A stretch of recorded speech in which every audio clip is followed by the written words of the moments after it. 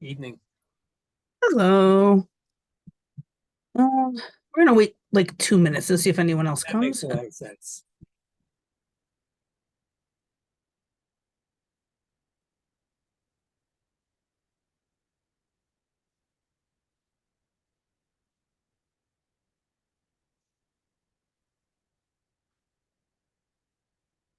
Some people religiously come to late to shul, so why shouldn't they religiously come late to talks? Yeah, and if not, it'll be on YouTube and they can watch it later. But let's give them a chance.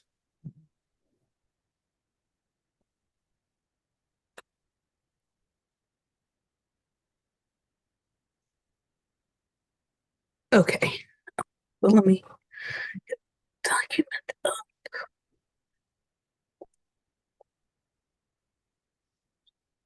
See, there's somebody. Yeah.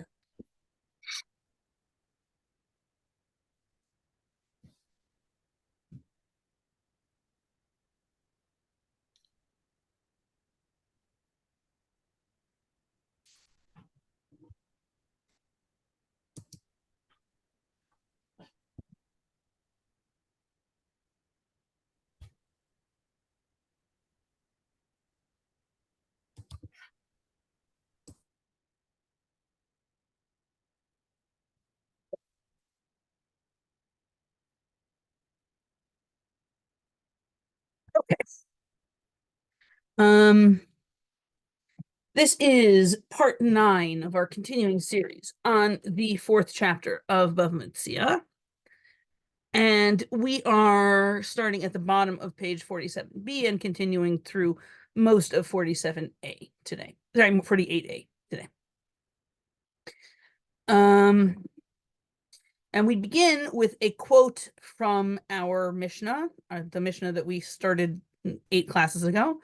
Tnan, aval amru misha para midor hamabul, hu atid lehipara mimisha eno yodea omed bediburo.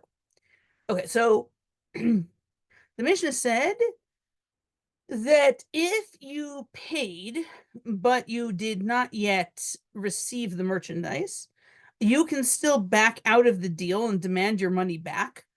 Um, but that person, about that person, the rabbi said somebody, the one who punished the generation of the flood, presumably that's Noah's flood, and the generation of the dividing, that's the generation of the Tower of Babel, which is missing from the quote here, but it's in the Mishnah in between these bits.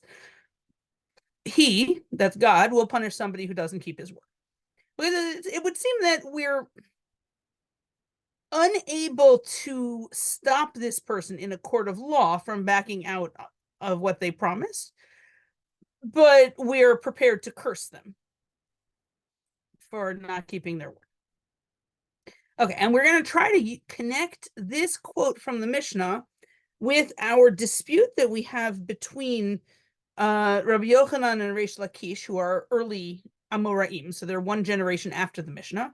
And Rabbi Yochanan believes that the original Torah law was that Ma'ut Konot, that paying the money is what completes the transaction, and that if I give you the money, then the merchandise already belongs to me. Wherever it is, the transaction is over, and nobody can back out of the transaction because it's finished.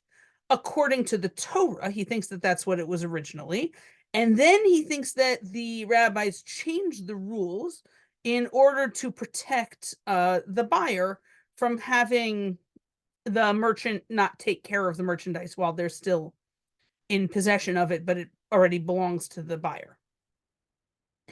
Reish Lakish, on the other hand, thinks that the way that we have the law in the Mishnah, that the transaction is not complete until the merchandise is delivered, and therefore you can still back out of the transaction up until the moment that the merchandise is delivered, even if the money has been paid. Reish Lakish thinks that that has always been the law. That was the original law in the Torah. Nothing got changed. Okay, so now we're going to try to figure out if we can peg the Mishnah to one position or the other so that we can, claim that one of them is right and the other's wrong, I suppose, or at least that one of them is consistent with the Mishnah and the other's not. Okay, so Iyamart Bishlama Ma'ut Konot. So if you say it correctly that money originally completed a transaction, Mishum Hachi Kai Be'aval. That would be why the rabbis are cursing this person, is because in the original construction of the way that buying and selling worked in the Torah, this person is stealing. So the person who goes back on the agreement after they pay the money is stealing by demanding their money back and demanding to reverse the transaction. And that would explain why the rabbis are so upset with this person that they're cursing them. On the other hand, but if you say that the money doesn't actually do anything when you pay it, then why is this person getting cursed? What's wrong? They didn't do anything. Nothing's happened yet. If we really believe that the paying of the money not only doesn't do anything now, but never has done anything, then why should we care? Why should that be the moment at which we decide to curse you? As opposed to 2 minutes before when you hadn't paid the money yet. At that point, you can back out and we don't even curse you for it. Okay. And the answer is Mishum Dvarim, because of words. Right? Because we think that once you say stuff, you should do what you said you were going to do. But the problem is that's not quite true. Because just saying you're going to do something doesn't get you but the God who punishes bad people should punish you too, right? That's what this but stands for. That doesn't get you that. Somebody who just said words, they really get a curse?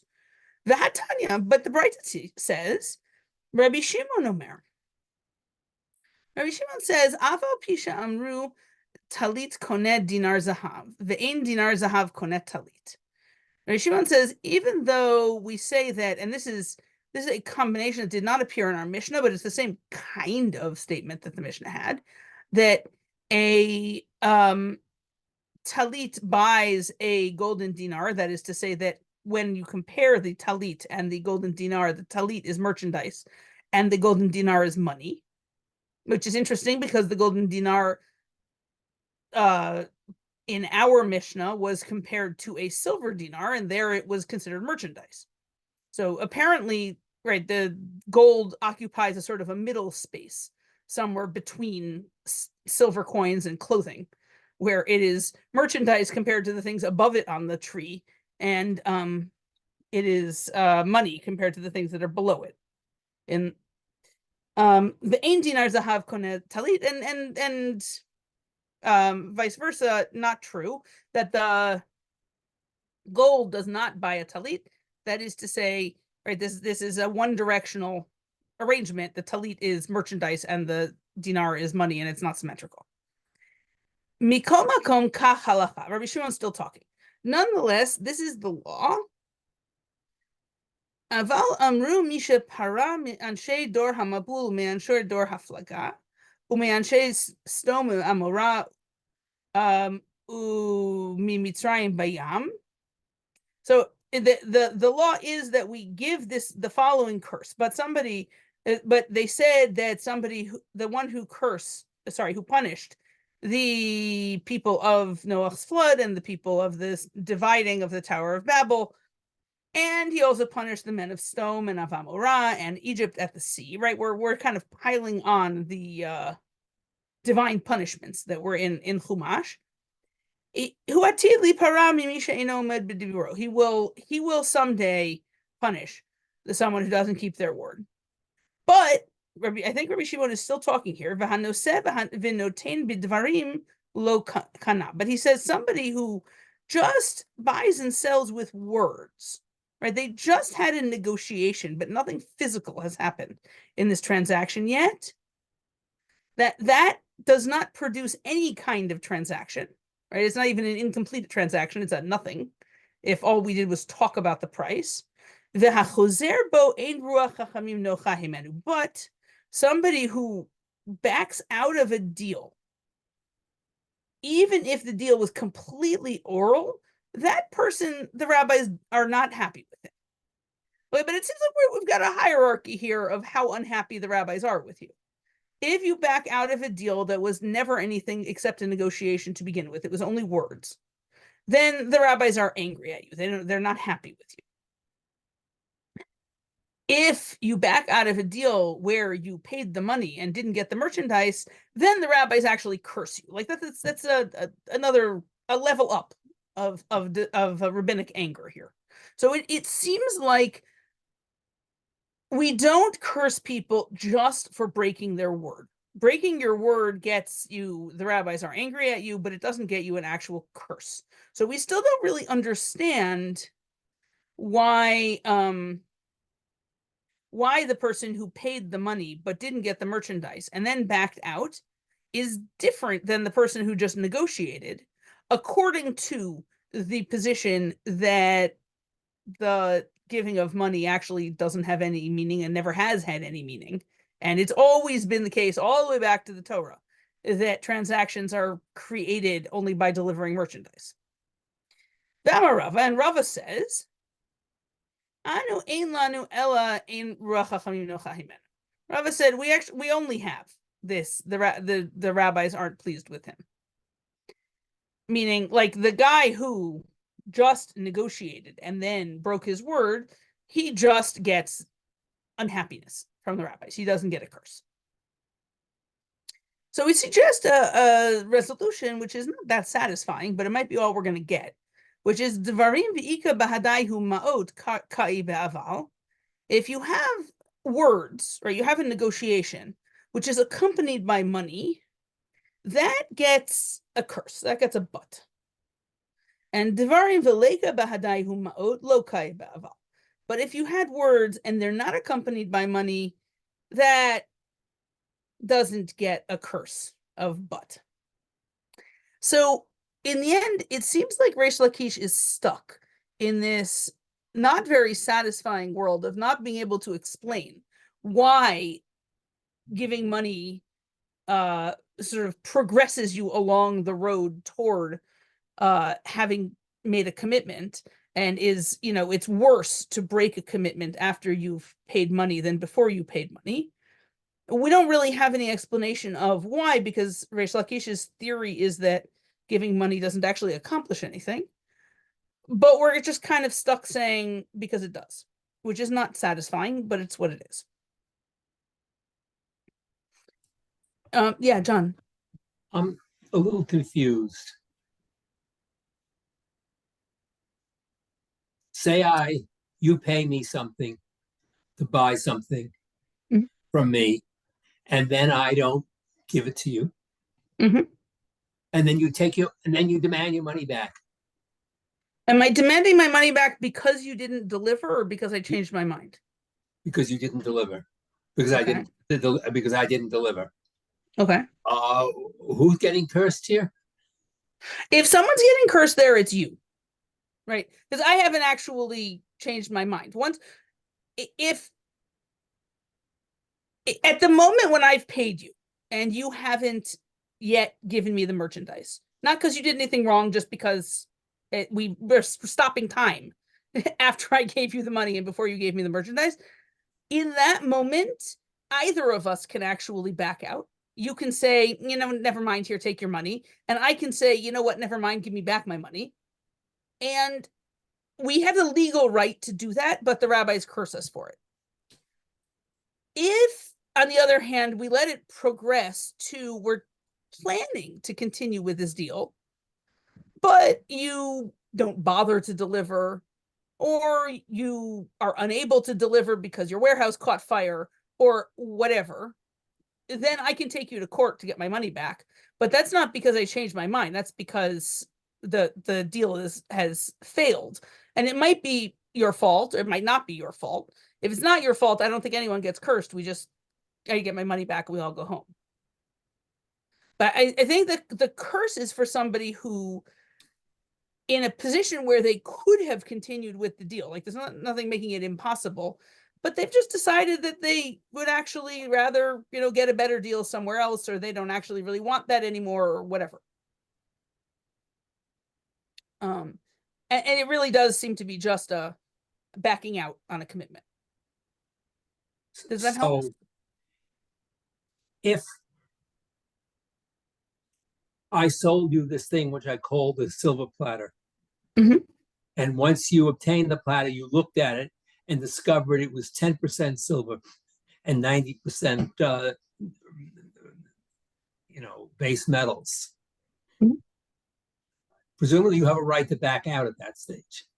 Correct. In fact, in that case, if what you gave me was really not what you said you were selling me, then we say there was never a transaction to begin with. The platter still belongs to you, the money still belongs to me, and it's just a matter of giving everything back to the person it belongs to. Thank you. That would be that's just a mekach ta'ut. That's just a mistake. It's totally reversible. But this would be more a case of like you agreed to buy, I don't know, 10 pounds of apples from Shaw's, and then you saw, wait, the apples at Whole Foods are actually cheaper. So you said, never mind, I don't want your apples. I want my money back so I can go get them from somewhere else. Right? I think we're assuming here that we have an interchangeable commodity and you'd just rather buy it from someone else at a different price. Okay. So, but we don't have a great reason why we would be more upset with people for breaking commitments that involve money than commitments that don't involve money, according to Reish Lakish. But we're going to be stuck saying that even the money is some kind of nudge along a path toward commitment, and that it's not just the purchase isn't an all or nothing thing. But we don't have a great formulation for that. Okay. On the other hand, we are about to spend the rest of the evening defending Reish Lakish, right? That was sort of undermining of him. And it seems like our Mishnah goes a lot better with Rabbi Yochanan, but we're going to spend the rest of the evening defending Reish Lakish. Amar Rava. Rava says, Kra'u matnita Messiah Reish Lakish. Rava says, I have a pasuk and a braita that support Reish Lakish. So it's going to turn out that there are sources on both sides supporting both Reish Lakish and Rabbi Yochanan. There's no way to resolve the conflict by going to sources, and we're just going to have to say, well, okay, we have a dispute, and we're going to have to take a side and move on, because it's not going to turn out to be possible to prove that anyone's right or wrong. But this is Rava now wants to present the case for Reish Lakish. She says, I have both a biblical source and a Tanaitic source. Okay, so our pasuk is from Vayikra chapter Hey, pasuk Kaf Aleph. Give me a second to flip here.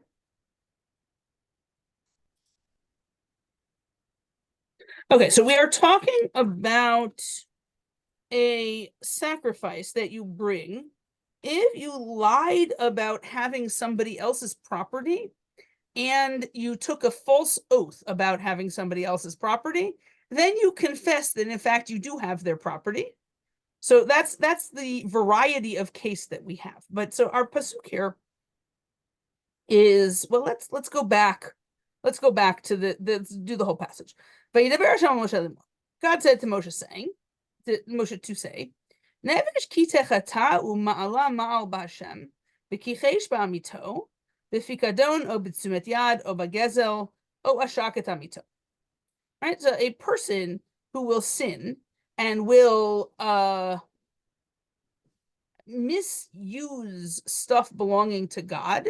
We'll come back to that idea later when we get to the Braita, but for right now, we'll just file that away. It's one of the things on our list here is misusing things belonging to God. Or he denied his fellow, meaning like he said, I don't have your thing, to somebody else about a pikadon, a something you're taking care of for somebody else. It's usually translated deposit, but that means, like, I don't know, somebody asked you to watch their thing for them, or you're borrowing something of somebody else's, or you're renting. So for some legal reason, you have your hands on somebody else's stuff. That's a pikadon.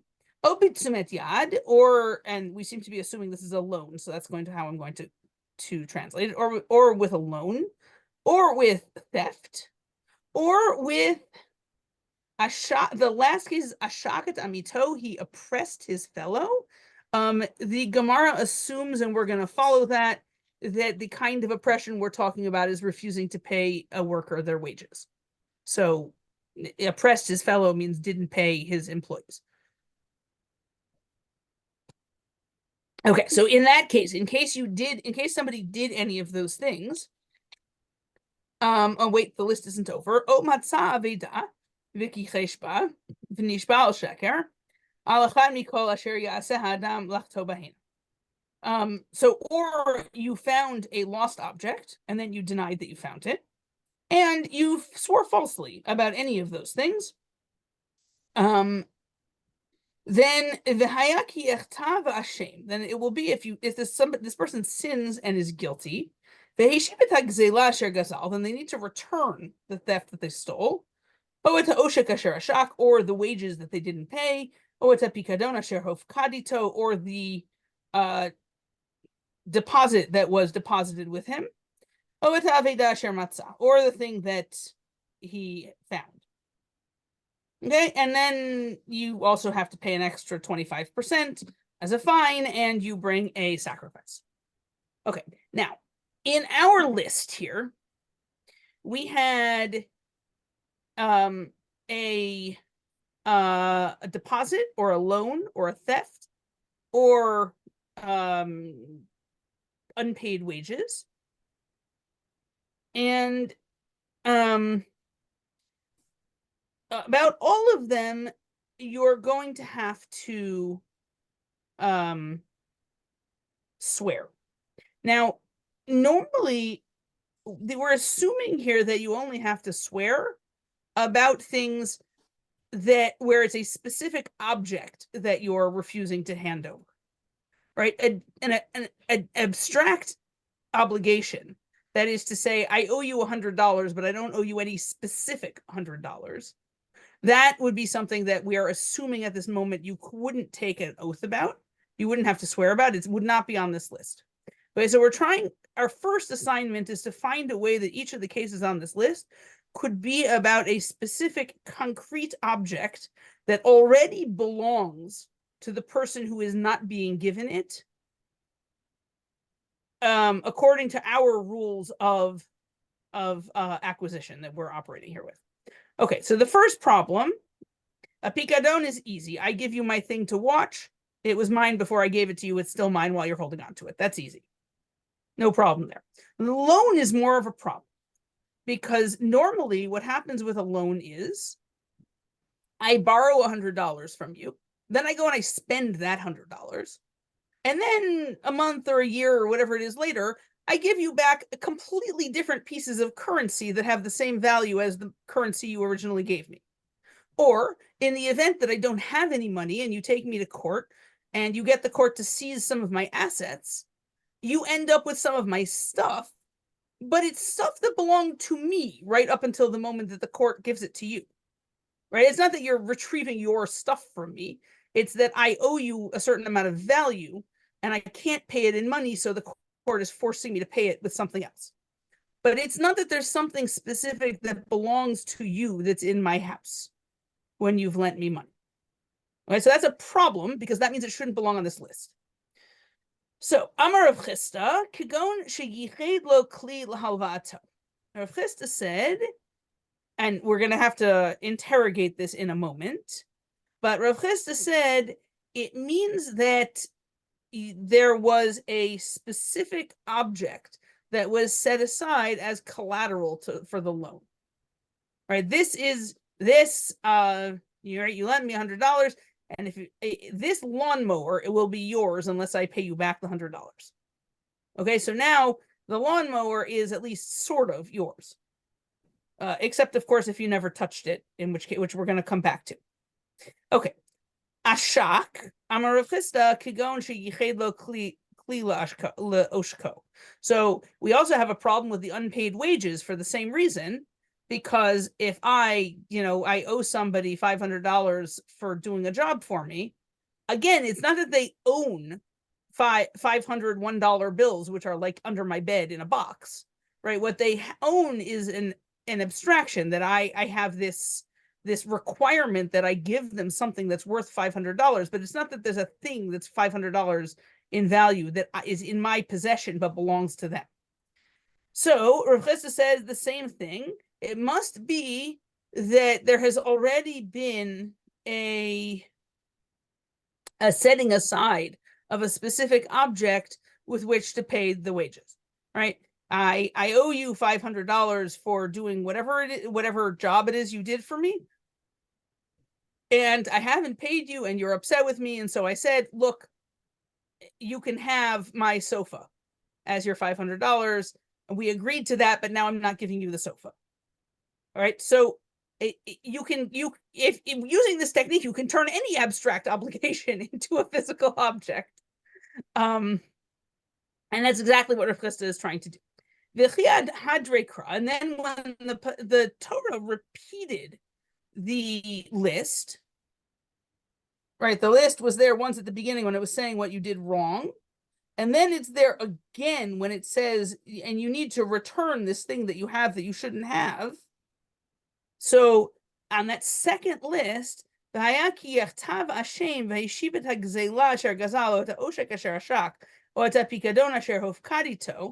this list of things you're supposed to return: the theft that you stole, the wages that you refused to pay, the deposit that was deposited. There's an item missing from the list. The list does not, that second list does not include the loan. It's just missing. It's on the first list. It's not on the second list. It didn't repeat the word loan. My time. So why is the loan missing from the second list? Why does it not say that you have to give back the money that you've been lying about? If it was a loan. Lav mishum de michasra mishika. Maybe, right? The Gemara suggests maybe the reason why the tzumet yad, the loan, is not on the second list is because, in fact, we can't force you to pay it, because the person you owe the money to never did mishicha. They never did a physical picking up on the thing that you owe them. And so we can't identify a specific object that you are refusing to give them, because they never took possession of the thing. It's just an abstraction.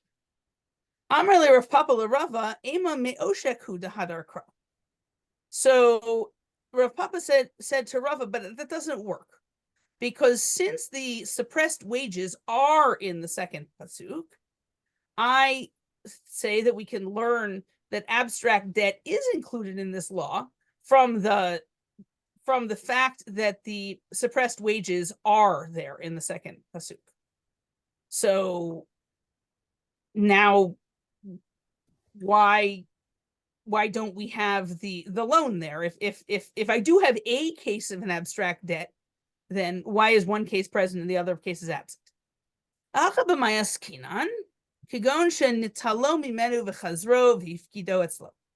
So Rava says back to Rav Papa,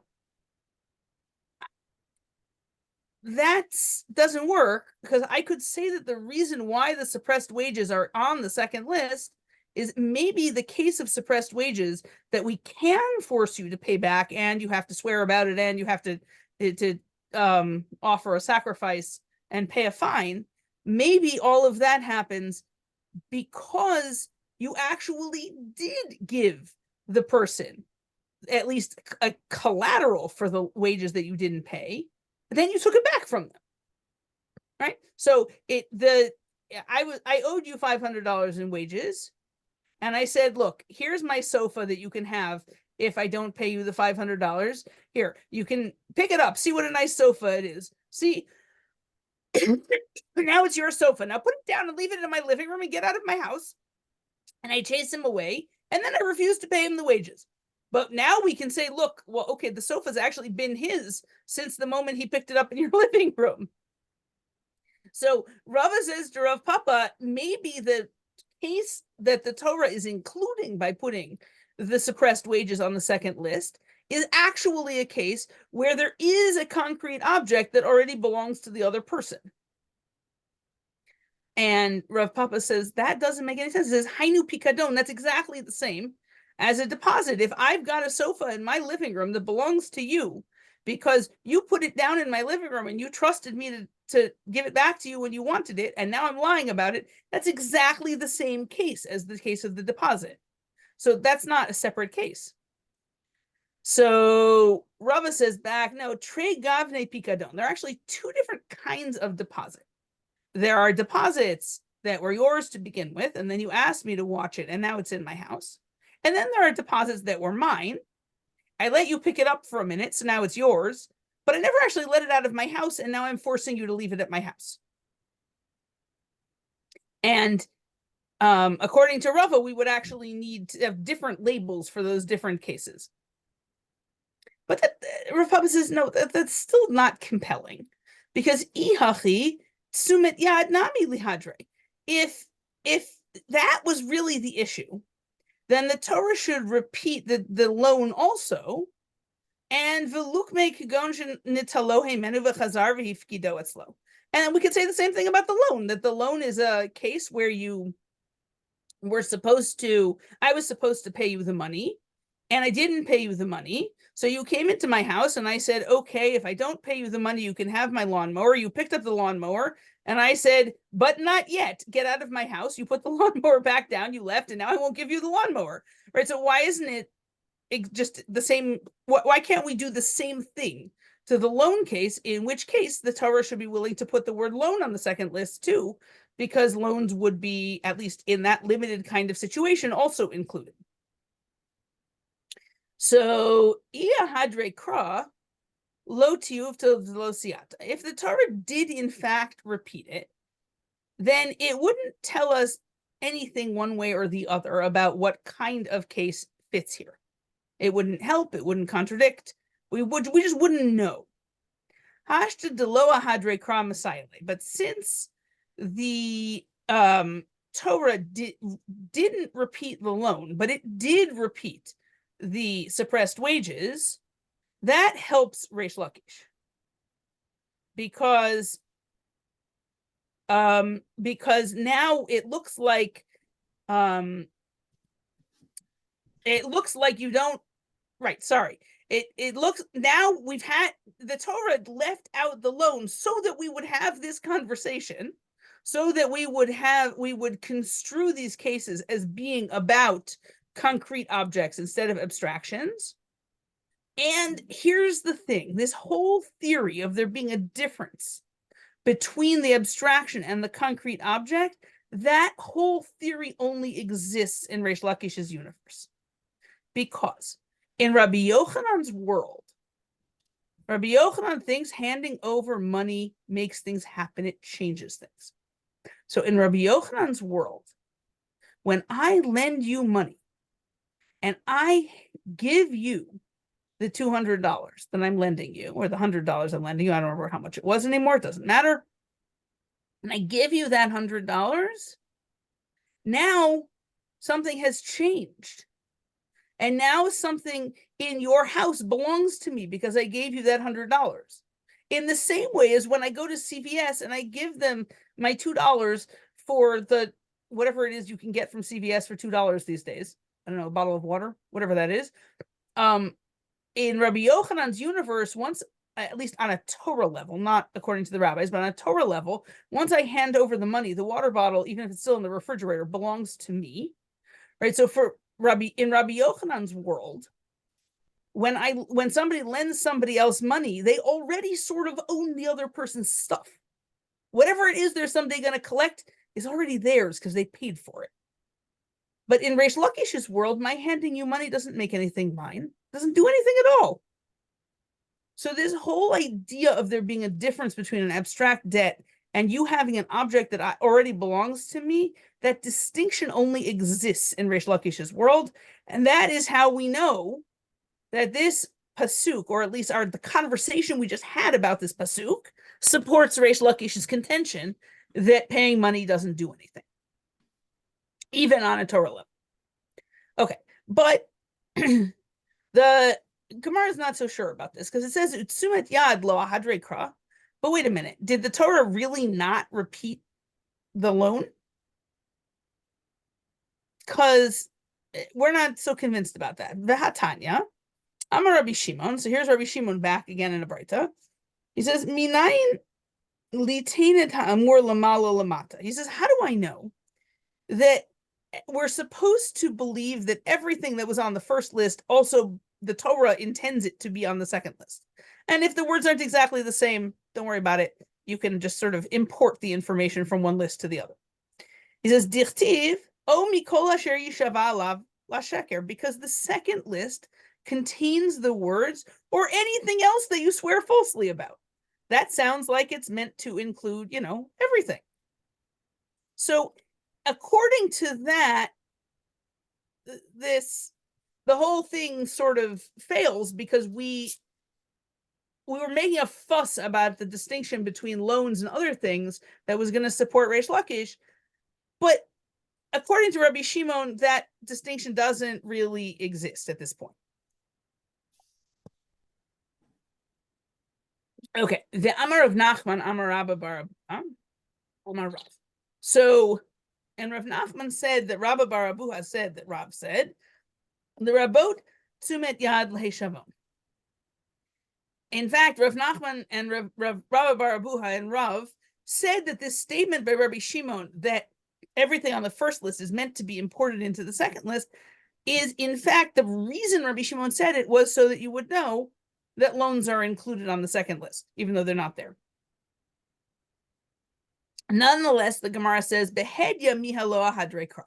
But, okay, fine. So legally it's included as if it was said, but it's not there. The item is missing from the list. And from that, we can still learn something, right? That even if on a legal level, all of the items on the first list are going to have the legal status of the items on the second list, the Torah is still teaching me something by leaving the loan off the second list. And what it's teaching me is that abstract debt is different than concrete objects that belong to me that are at somebody else's house.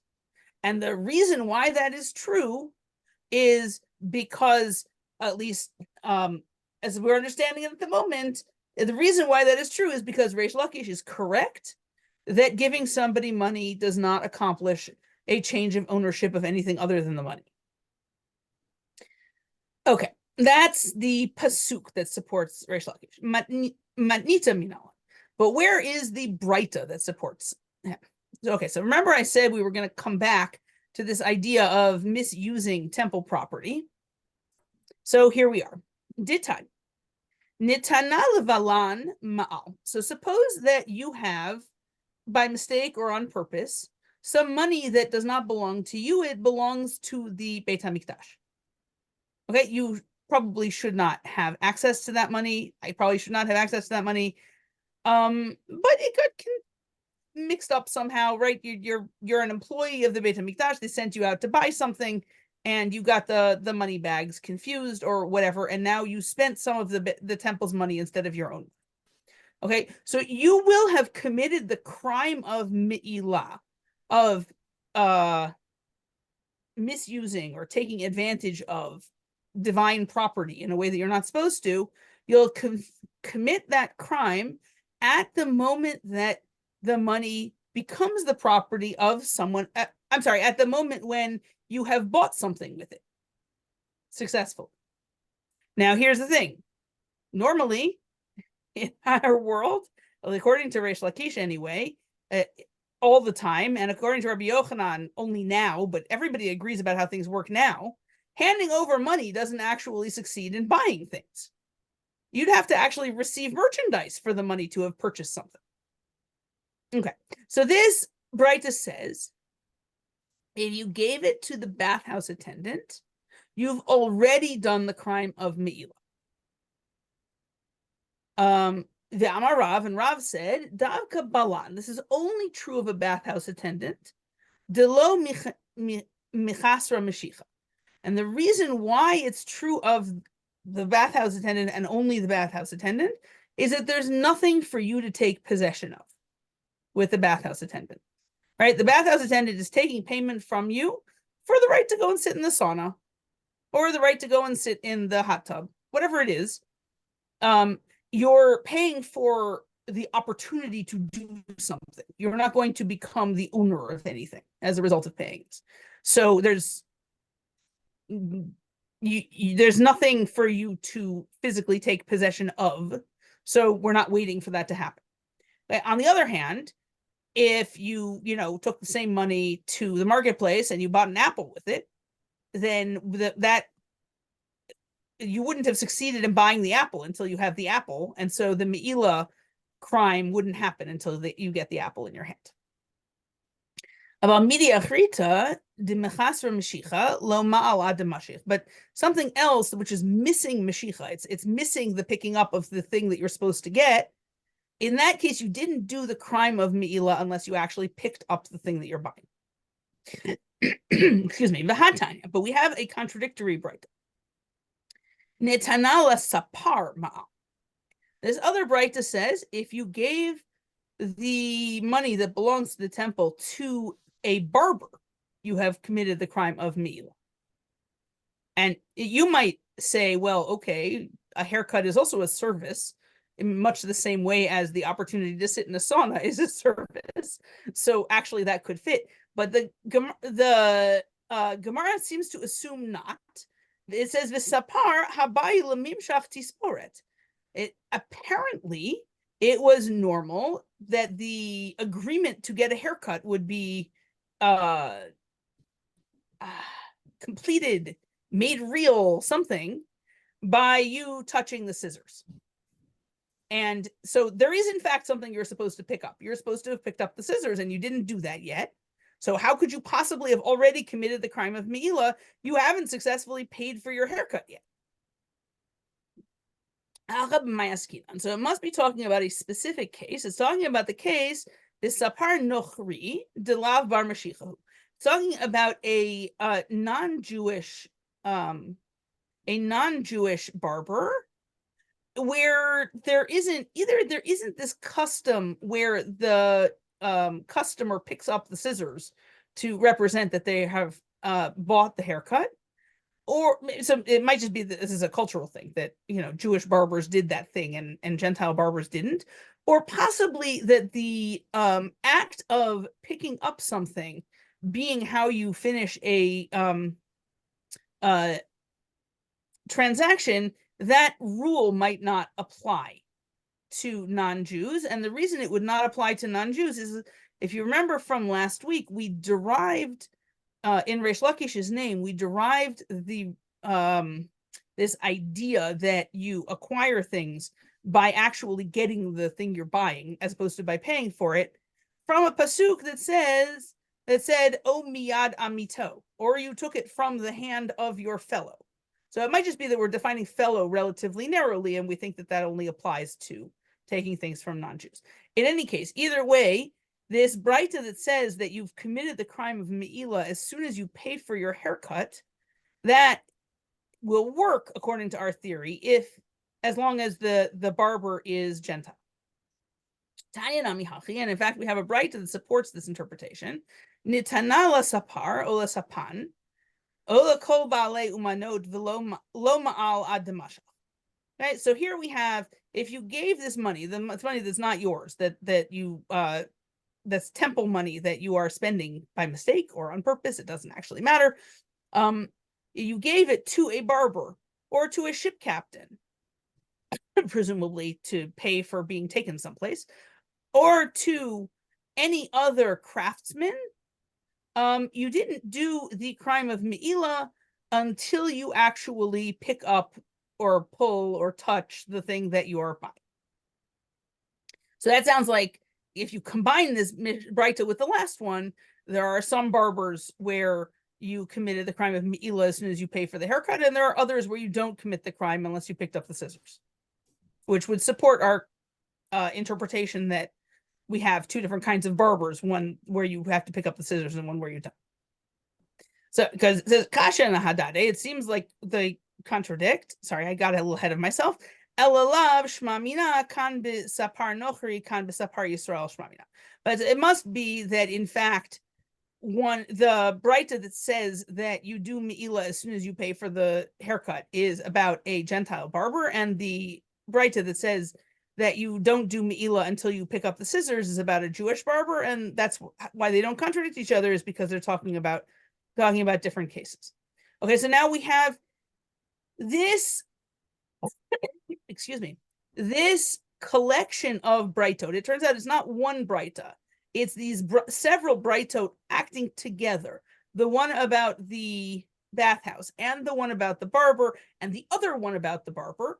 If you take them all together collectively, then you end up with a rule that when you're spending your ill-gotten gains at a Jewish merchant, you didn't do the crime of me'ila until you have picked up the thing that you're buying, even though you have already taken the temple funds and given it to someone who has no right to have it. Nonetheless, you didn't do the crime until you pick up the object, and that must be because the money doesn't really belong to the other person until you pick up the merchandise, which is a support for Reish Lakish, who said that the transaction doesn't actually really exist until the buyer receives the merchandise. Okay, so we have both a pasuk, that seemed to distinguish between, or at least could be read to be distinguishing between, an abstract obligation and an object that belonged to somebody, that we read as supporting Reish Lakish because it meant that when you lend money, you aren't actually buying stuff in the other person's house. And this collection of Breitot that seem to support Reish Lakish because it seems to indicate that you haven't succeeded in buying anything until you get the merchandise. And all of that, not so much that because the rabbi said so, this is how transactions work, but that this would be the Torah's own conception of how, in the Torah's own mind, it works. And that would be true with the pasuk, because presumably the psukim represent what the Torah thinks. That's just sort of what we mean by all of those words. And in the case of the Breita, because I think we're assuming that we would define the crime of me'ila, of stealing from God, we're going to define that crime in God's own terms of what it means to steal. And so whatever the rules are there, that must be the original Torah conception of who owns what. Okay, that is what I have for this evening. Are there questions? Yes, John. So I'm traveling from somewhere far in Israel to Yerushalayim, and I have with me some money which has been designated for the temple, and some of my own money. But I'm not too careful as which is which. I mean, let's assume they're the same amounts. And so when I pay the wagon driver who's transporting me, I give him the wrong money. Yep. Is that problematic or not? Yes. I mean, if you know for sure you gave him the wrong money, it's definitely problematic. If you just don't know, then it's kind of stuck in a middle space of maybe being problematic. Mm-hmm. But yeah, it's a crime, and you would pay a fine and bring a sacrifice. Mm-hmm. And on the other hand, if you would show up in Yerushalayim and you'd say, in this bag of money, I don't really know what's going on here, but some of this is mine and some of it's the temple's, and like I can give you an accounting of how much is which, but I don't know which coins are which, then I think we would. I think actually there is a Mishnah about this, and I probably shouldn't predict what it said, but some kind of there would be some way of disentangling things by letting you redeem your stuff from the temple treasury.